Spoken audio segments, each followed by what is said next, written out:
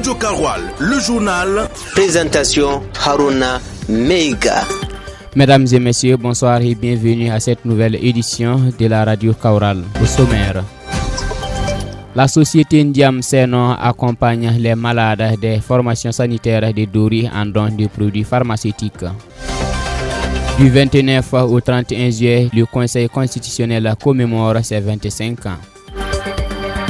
La Ligue 3 de football burkinabé, les clubs des poules C et D ont disputé des matchs décisifs.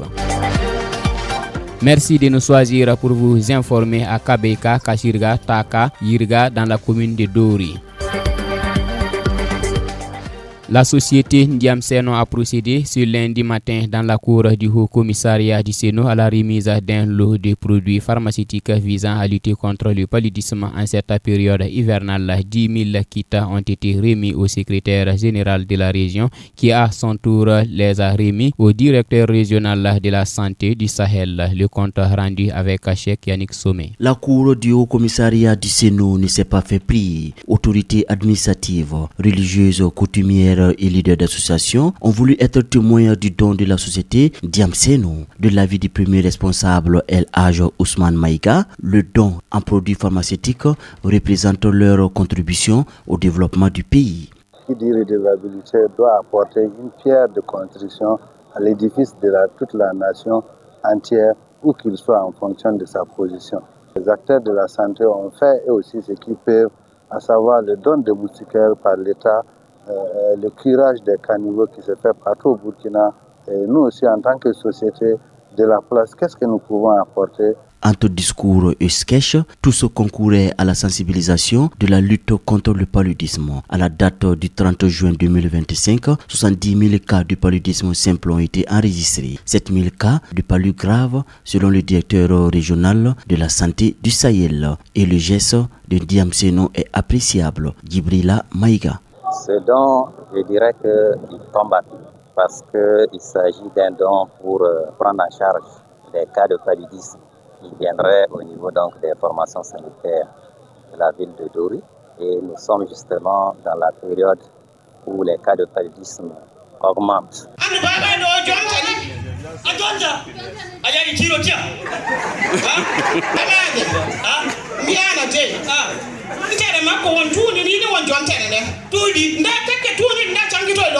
Ces produits pharmaceutiques contenus dans 10 000 kits estimés à 1 500 000 francs CFA vont servir dans 4 formations sanitaires de Dori pour lutter contre le paludisme. Et pour le secrétaire général de la région, Auguste Kinda, ce geste est louable et il a profité de lancer un appel. Nous sollicitons également les autres acteurs économiques de la région à emboîter le pas parce que le directeur régional de la santé l'a si bien dit.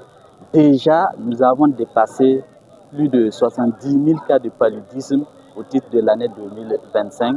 Le responsable de Ndiam Seno prend l'engagement de rebeloter chaque année l'initiative. La cérémonie a pris fin par une plantation symbolique d'arbres. La période des palus est en corrélation avec la campagne agricole qui est à ses débuts à Dori. Les riziculteurs réunis au sein de la société coopérative des utilisateurs du matériel agricole sont déjà à l'œuvre pour s'imprégner des conditions de travail ainsi que les difficultés rencontrées.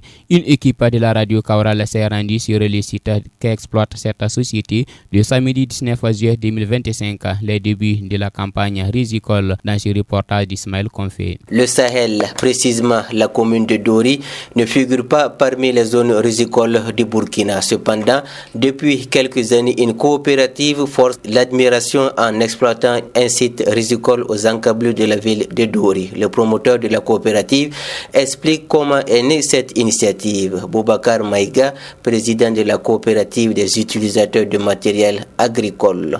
En réalité, la production de riz, c'est une chose que j'ai initiée ici parce que ça m'a vraiment inspiré. J'ai fait le tour un peu dans les différentes régions ici au Burkina et j'ai vu comment les gens cultivent le riz dans ces localités-là. Cela m'a vraiment impressionné. J'ai dit aussi je vais travailler à créer une rizière ici à Dori. Pour cette campagne, l'État a labouré 80 hectares, donné des semences sur le site de la coopérative. Pour le début de la campagne, Kabonga Nadenga a déjà réalisé certaines activités. activités. Ce qu'on a eu à réaliser sur ces sites est qu'on a eu à faire les diguettes et en plus de ça, on a fait les chemis et puis ça a bien donné, ça a bien poussé. En plus de ça, maintenant, ça nous reste le repiquage. Malgré l'appui de l'État, selon le promoteur Boubacar Maïga, la culture risicole fait face à des défis dont le premier est lié au manque d'eau. Les vraies difficultés, en tout cas, il y a l'eau parce que la saison a vraiment traîné. Vous voyez, les pépinières sont prêts, mais on n'arrive toujours pas à faire les repiquages comme il se doit. Aujourd'hui, des individus qui se sont levés, vraiment s'accaparer toutes les voies de ruissellement qui ravitaillent la rizière là jusqu'à aller descendre la mare. Toutes ces zones-là sont en train d'être construites sous les yeux de l'autorité. L'autre défi concerne la divagation des animaux. D'habitude, c'était une zone où les animaux divaguaient. Donc, on a décidé de faire l'activité de la riziculture. Comme c'est jusqu'au cœur de la ville, donc il y a des animaux qui patrouillent, donc c'est difficile de les maîtriser. Il faut que vraiment l'autorité prenne en compte qu'il faut forcément faire une clôture. Sans la clôture, en toute sincérité, le travail sera inutile. Parce que ça, on le voit clairement. Face à ces difficultés, le promoteur du site demande que les autorités trouvent le moyen de dégager les voies de ruissellement d'eau qui mènent à son site d'exploitation. Boubacar Maïga. Vraiment, mon appel aujourd'hui, c'est de demander l'autorité d'abord de travailler à libérer d'abord ces voies de ruissellement de la mare, que ces voies-là soient vraiment dégagées pour vraiment faciliter le passage de l'eau, pour que nos rizières puissent être submergées. La riziculture est maintenant une réalité dans la commune de Dori. Cependant, des difficultés limitent le développement de cette activité qui pourrait permettre à la commune de satisfaire la demande de riz.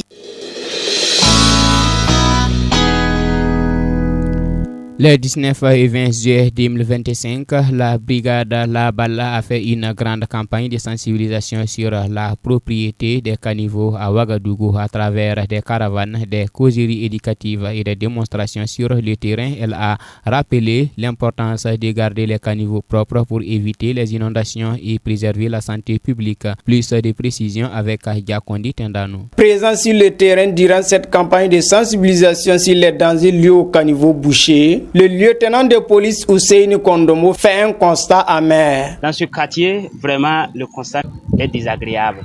Parce qu'on a vu que les gens ont déposé leur construction, ils ont déposé des kiosques même sur le caniveau. Ils ont communiqué l'eau des toilettes avec les caniveaux.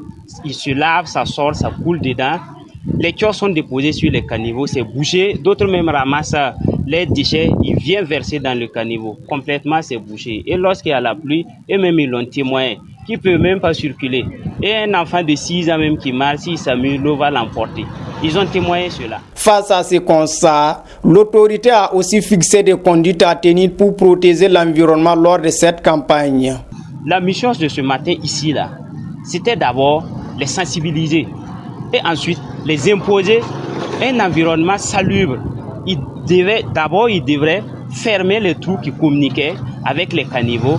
Aussi, ils devraient enlever les constructions qui sont déposées sur le caniveau également. En réalité, la population, elle est consciente, elle est éveillée, mais c'est un mouvement d'imitation. Désormais, des sanctions sont prévues contre toute personne qui jette des ordures dans les caniveaux ou qui refuse de participer aux actions de salubrité. Ousseini Kondomo. Ceux qui ne vont pas suivre la dynamique, leur traitement sera spécial parce que l'ordre et la discipline doivent régner dans les quartiers, dans les espaces publics, dans les marchés et yards.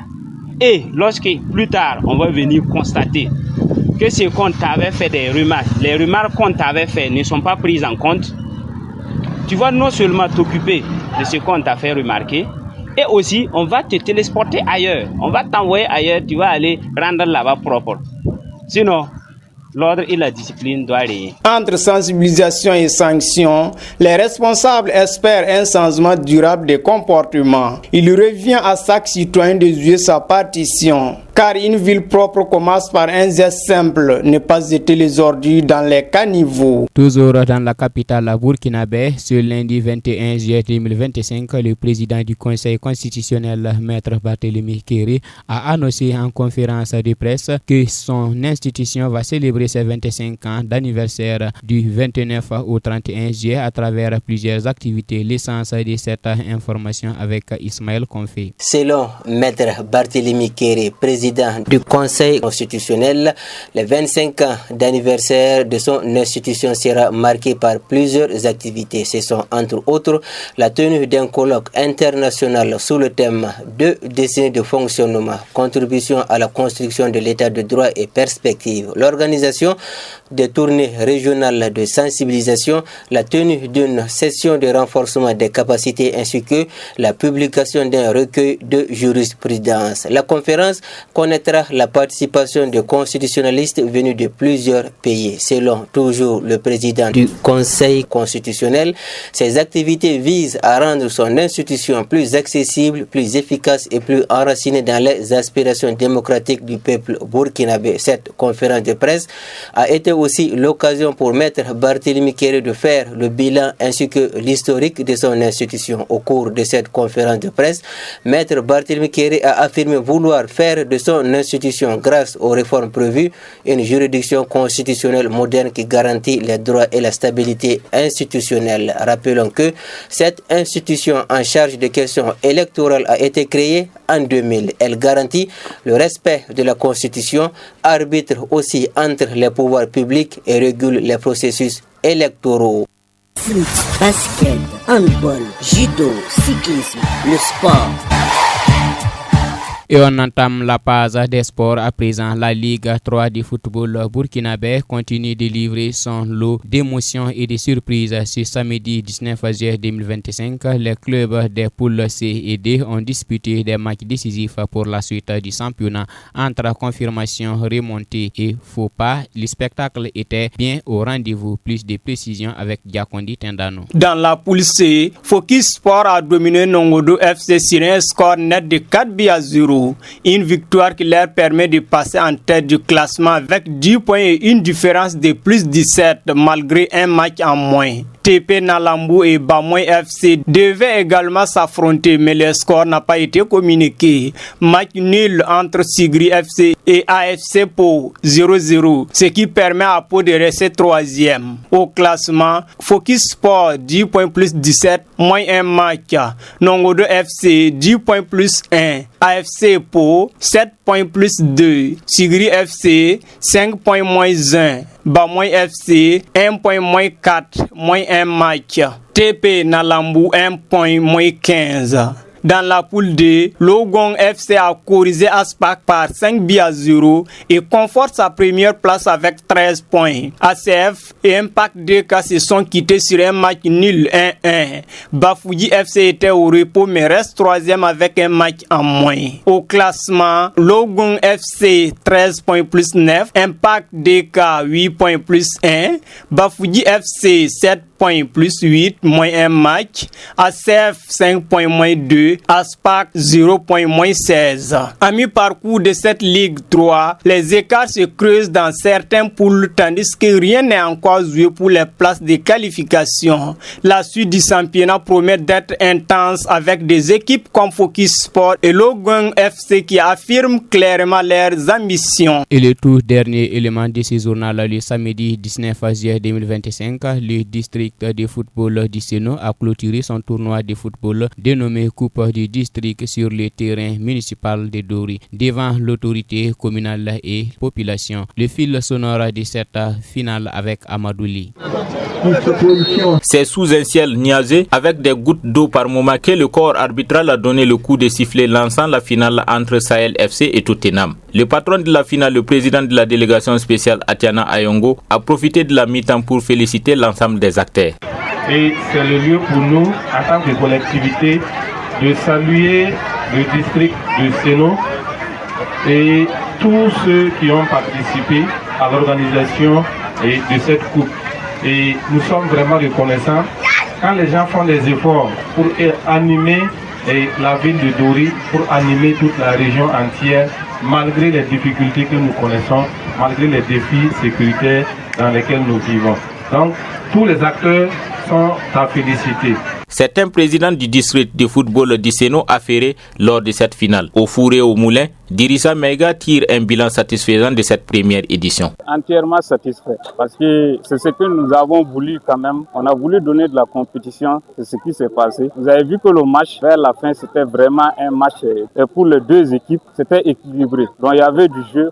Au moins, c'est vraiment ça qu'on a voulu quand même donner aux footballeurs. Cette finale a commencé sur des chapeaux de roue avec une première messe allumée dès la première minute de jeu par Sahel FC, avant que le défenseur de Tottenham commette l'irréparable dans sa surface et provoque un penalty qui est transformé. Ahmed Ba a occupé le milieu de terrain de Sahel FC. Au début, c'était un peu bizarre. Nous avons quand même pu marquer au bout du temps. Ça n'a pas été facile, mais nous l'avons fait. Nous avons joué collectivement et puis c'est supporté chacun d'entre nous durant tout le match. Et je suis très content. Mené dans les tout premiers instants du match, Tottenham pensait tenir son égalisation dans les derniers instants avant que l'arbitre en détente refuse le but marqué pour faute si le gardien.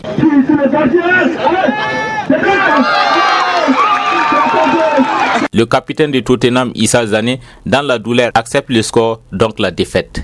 On est parti de la compétition avec 9 équipes. Si nous sommes arrivés à une finale, c'est que nous nous sommes battus, ça il faut le dire. Bien vrai, il y a des tensions d'arbitrage sur le terrain, ça n'a pas été, mais c'est le football. Nous avons montré vraiment le meilleur de nous-mêmes. C'est le football, ils ont gagné, nous les félicitons également. Lancée le 24 mai dernier, la compétition a duré 8 semaines et a connu la participation de 9 équipes ici dans la ville de Dori, dont 2 affiliées à la fédération. Radio Karoual, le journal. Présentation Haruna Meiga. Et c'est la fin de ce soir info du lundi 21 juillet 2025 sur Radio Kaoural. Merci à vous de l'avoir suivi. Alexis Palais était à la manipulation technique. Merci à l'équipe de la rédaction pour ses efforts d'informer.